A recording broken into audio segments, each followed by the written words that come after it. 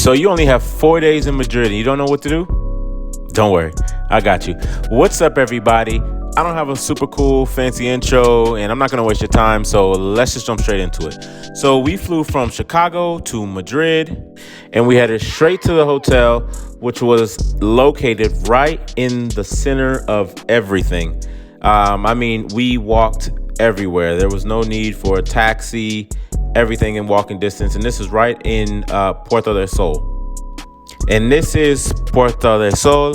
It is the busiest place in the city, and for a great reason. It is tons of history here, and we'll be coming back to celebrate New Year's here. Now, this right here is Plaza Mayor, which was once the center of old Madrid.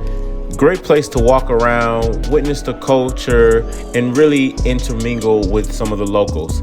Now, our next spot here is Mercado de San Miguel, which is this huge market full of all different kinds of food.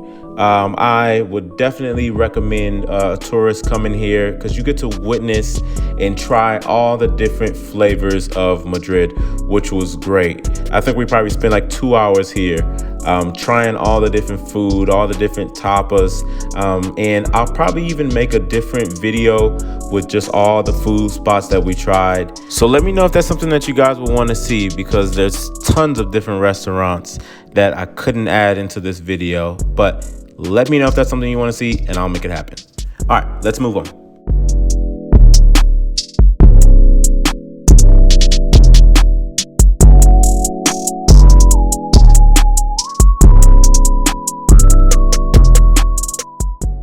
And this here is Gran Via, which is probably Madrid's best known street. Here you have tons of restaurants, bars, designer clothing stores. This is where you come if you have money to blow.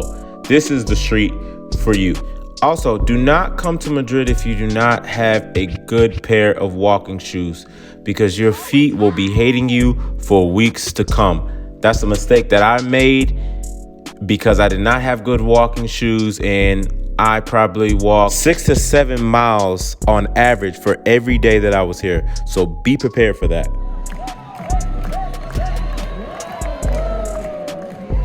If you're a fan of local street art and street performances, look no further. Madrid is the place for you. These guys here are amazing, and they can do literally any flip known to man.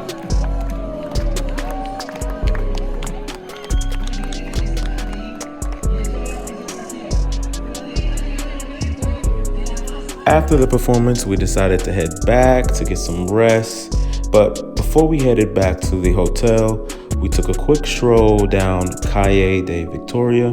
Here you can find a lot of other shops, clothing stores, and restaurants. And also you can find you a little baby Birkin bag for the low. And now we head back to the hotel to get ready for day 2. So we woke up early this morning to get us some breakfast, and we were awakened by this huge crowd that were here to watch this Cordylandia show, which plays all day around the Christmas season.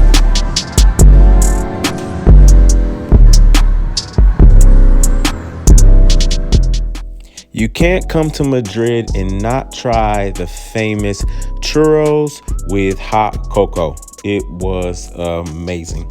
And then after that, we headed to our free walking tour of the Royal Palace, which houses the royal family, but nowadays it's used more for special ceremonies. Unfortunately, this was New Year's Eve, so it was closed.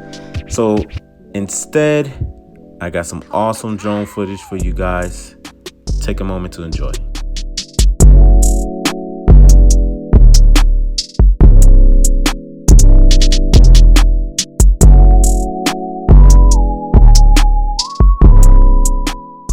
After I got some good drone footage, we did a few more stops, grabbed a bite to eat, head back to the hotel, and then came back out to get ready for the New Year's celebration. Here we're doing the traditional 12 grapes before New Year's, and if you're able to eat all 12 grapes before the last bell, then that means you'll have good prosperity and you'll have a great year. And then here, right after our New Year's celebration, we went to RIU, which I definitely recommend for anyone coming to Madrid that likes rooftop vibes, because this one was amazing. And as you can see here, they even have a glass bridge, and people were afraid to walk across it. Like, I couldn't even get all the way through because people were standing like right in the middle, afraid to go across. But I definitely recommend it. Great food, great vibe, great atmosphere. And then there's even a spot here where you can take selfies and things like that. And it's a nice view, overlooking the city. So definitely recommend it. Started off day 3 with our daily Cordilandia show, and then headed straight to get some brunch. And from there, we went to El Retiro Park. And as you can see, even here, you can buy you a little baby Birkin because they sell them here at the park. But this place was huge, so definitely add this on your list of places to see when you come to Madrid.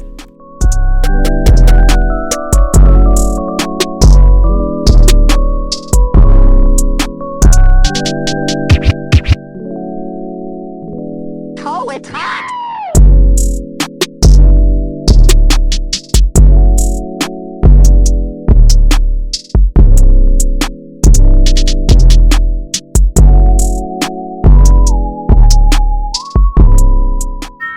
I thought this was pretty cool.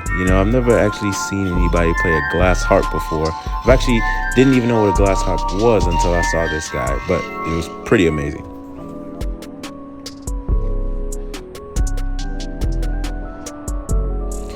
So from here, we left the park, and along the way, I just had to stop and take a video of all of the beautiful architecture that I seen along the way. Here is the Plaza de Sibelis.